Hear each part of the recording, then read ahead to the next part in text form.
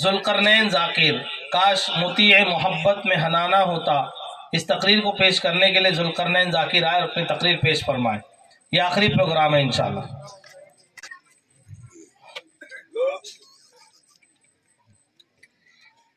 الحمدللہ وحدہ والصلاة والسلام علی من لا نبی بعدہ،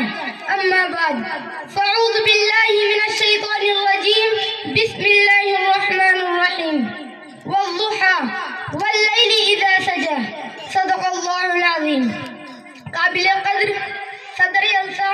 معزز علماء اعظام، محترم سامعین، السلام علیکم ورحمۃ اللہ وبرکاتہ۔ حنانہ وہ درخت ہے جو مسجد نبوی میں تھا۔ آقا اس سے ٹیک لگا کر خطبہ دیا کرتے تھے۔ جب آقا کے لیے ممبر بنایا گیا اور آپ ممبر پر کھڑے ہو کر خطبہ دینے لگے تو یہ آقا کی جدائی میں رویا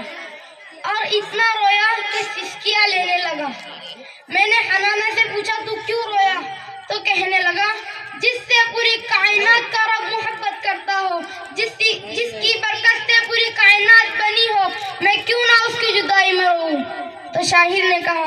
یا رسول اللہ میرے ہاتھ میں کاسا میرے جسم پہ جھکا ہوتا،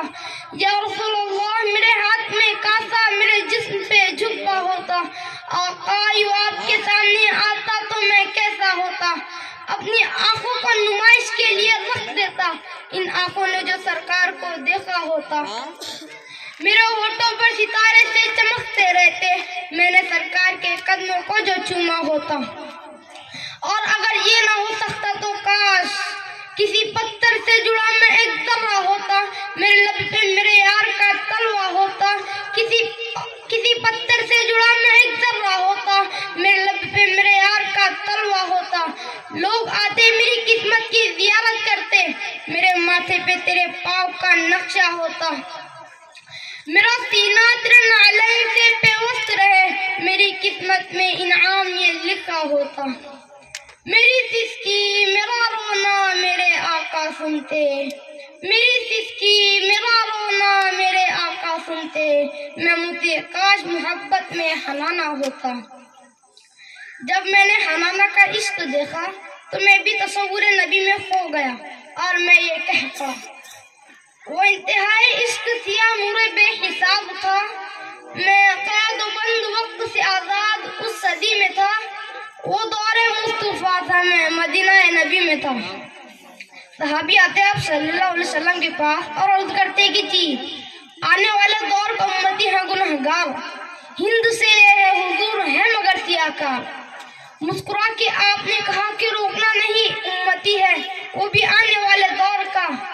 طے ہوا عصر کے بعد ہوں گی میری حاضری، روبرو نبی کے پاس ہوں گی میری حاضری، تصور عدالت نبی کیا تو ڈر گیا کہ جا کے کیا کہوں گا میں تو سوچ کے ہی مر گیا۔ صحابی رسول نے کہا کہ بیٹھ جایا، محفل حضور کے اصول سیکھ لے ذرا، بیٹھنا سکھا رہے تھے مجھ کو کہ اس طرح، چل کے بھی دکھا رہے تھے مجھ کو کہ اس طرح، یہ بھی کہہ رہے تھے خامخواہ سے منہ نہ کھولنا، بول کے دکھا رہے تھے اس طرح سے بولنا۔ وہ خوش نصیب لوگ تھے جو دور مصطفیٰ میں تھے، فضا بھی خوش نصیب تھی زمین بھی خوش نصیب تھی، نیا نیا خلا خلا سا نیلا آسمان تھا، پرانی طرز پر بنے نئے نئے مکان تھے، کئی گھروں میں اونٹ تھے کئی گھروں میں بکریاں، پک رہا تھا کچھ جہاں پہ جل رہی تھی لکڑیاں، اتنے میں اذا ہوئی تو رونگٹے کھڑے ہوئے، دل کے جیسے کھل گئے ہو سب تالے پڑے ہوئے، وہ آسما کا راگ تھا